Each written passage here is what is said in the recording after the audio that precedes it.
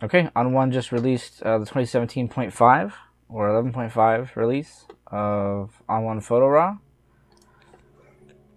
Quite a few interesting updates, and one that happened in the interim that I haven't mentioned before. Previously, it didn't support DNG files generated from Adobe Lightroom, but it now does without crashing, so that is wonderful because that's where most of my panorama and HDR workflow comes from. The first thing real quick, we'll do compare mode, grab a bunch of them, and right down here is compare, or you can just hit C. Beautiful. If we lock the pan and zoom in on a file,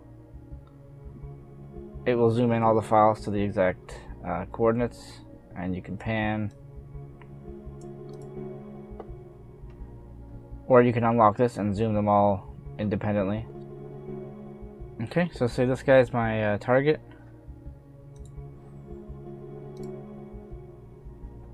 He's not perfectly lined up in every shot.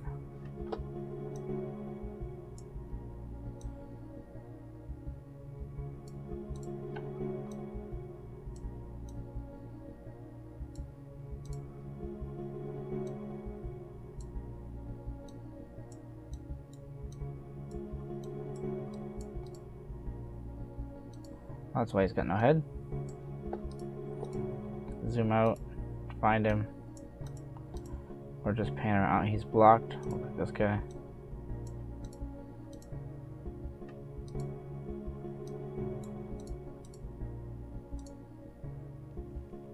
There he is.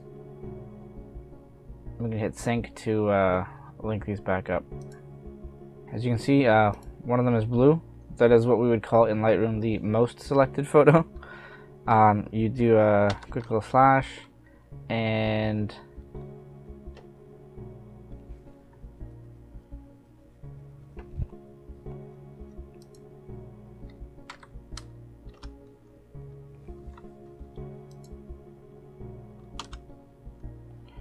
it'll drop him out. You see it resizes. He's not looking. He's obscured. There we go. If you just right click and get a quick little peek.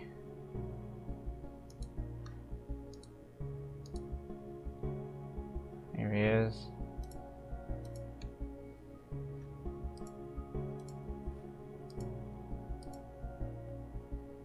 So obviously this one a little soft. Slash. Slash. So I gotta pick between these two. And I'm gonna base it on the actual image. I like this guy sneaking out the back, so I would pick this one. And from here, just like anywhere else in the browse, you can rate 1 to 5, favorite, colors, and all the keyboard shortcuts work as well.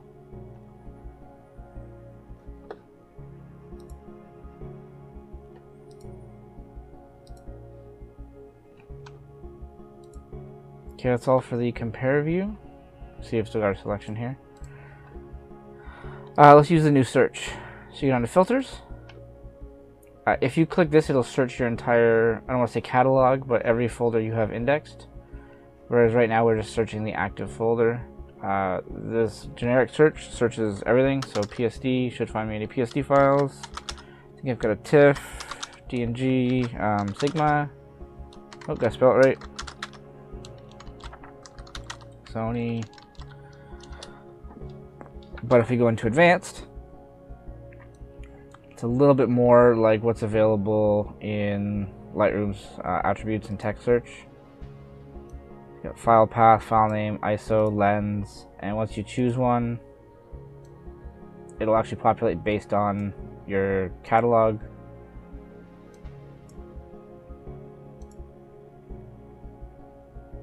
There you go. Let's go with the SD4 H. Now there's nothing in our current folder. Turn on the index folders. And we're going to get a bunch of DNG files because it won't index the X3Fs.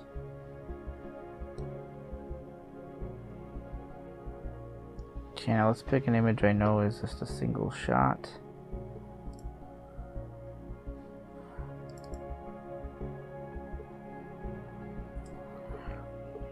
Okay, you can see the new lens correction panel is turned on and active.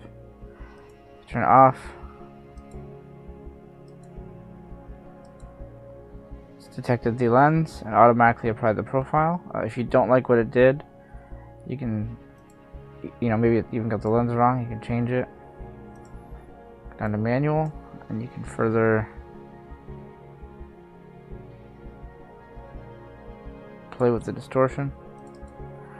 Color fringing, vignetting, here called fall off. But again, I'm pretty happy with it. I'm gonna leave it. And now you have sharpening and noise reduction. Now this might be a good example for sharpening. There we go. Looks a little bit like mud, but that's okay. So when you're sharpening, if you hold Alt, you actually get a grayscale, basically luminance. It's way over sharp. Now you can mask that out. And you can see exactly where it's applying to. This here does pretty much every pixel. And this here it'll try and find edges a little more. Which this isn't the best photo for, but that's okay. This is your input sharpening. You'll still do any sharpening for print or screen in resize or export. Let's jump to there we go. Let's jump back here and take a look at this image. So previously with presets, so parsing DNG, normally that would be a crash, but I reported the bug and it was fixed. So hey, kudos. One thing I've seen a lot of is stability and performance improvements. Develop and effects are pretty much rock solid now in my experience. I had one crash in the last 2 weeks using this build with the perfect eraser, but other than that it's been good. So let's go to a preset I've got here. It's just a quick I'm gonna jump into effects to show it to you. It's a color enhancer, one set to foliage, one set to sky. Right, looks good. Then I add a bit of contrast in, but as you can see when you do that, the color enhancer goes away, so you're getting one or the other. The presets are overriding each other, even though the settings don't override. It just doesn't work. Well, now you can just take your new one and say insert preset, and it'll add whatever is in that preset instead of overriding. So now you've got both presets and all 4 modifications on the one image, and as always you can dial it back as you see fit. I think that's honestly one of the greater changes.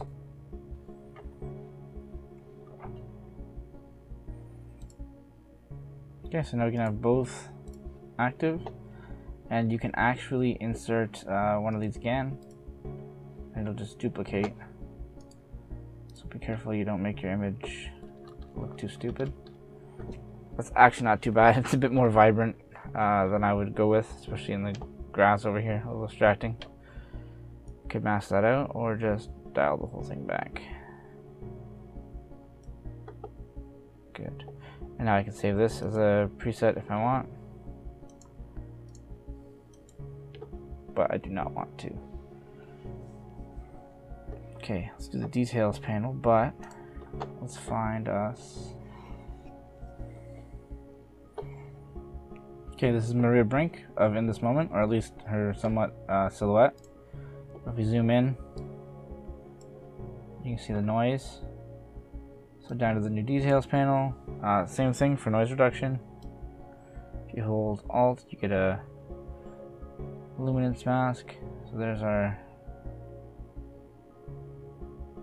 probably our sweet spot right there. And again, you can mask out what it affects. And not really any color noise here, but if we had any, the same thing applies. Okay, now there's not a lot of detail here for us to play with.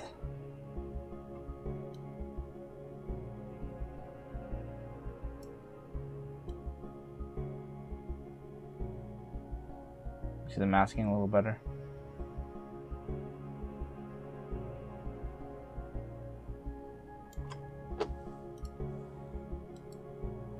It's hard to tell, as you know. It's called details for a reason. If you see the edges here, we're definitely washing out a bit. But again, that looks okay. And if we bring up our film strip,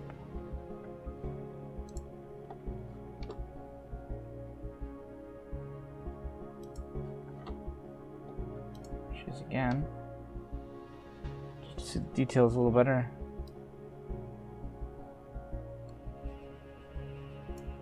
Bring that up.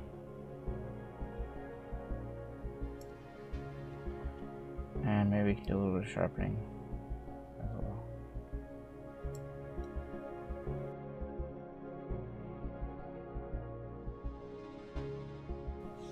The Lightroom Migration Assistant.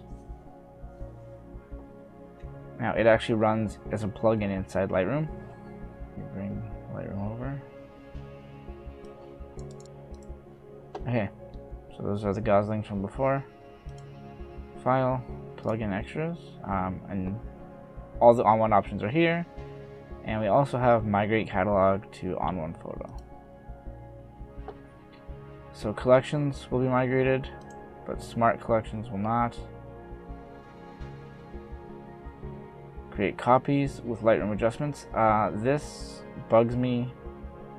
It's going to render out whatever you want, TIFF or PSD. Wonderful, beautiful. But now your whole catalog is going to get rendered as PSD files. That is a mess. That just makes me sad. I never want that. But what this will do, will take all your folders and will make them automatically part of the indexed list in On1.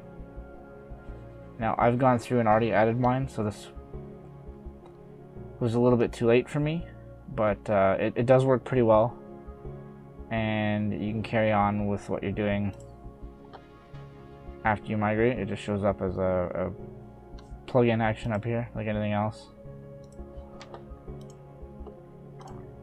Same thing I can be using On1. No big deal.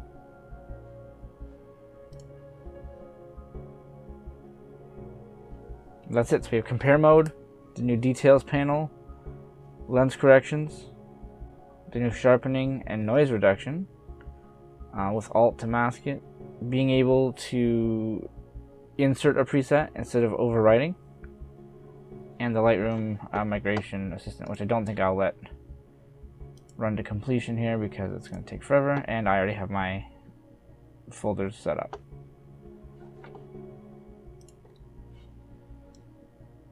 That's it. There you go. Enjoy.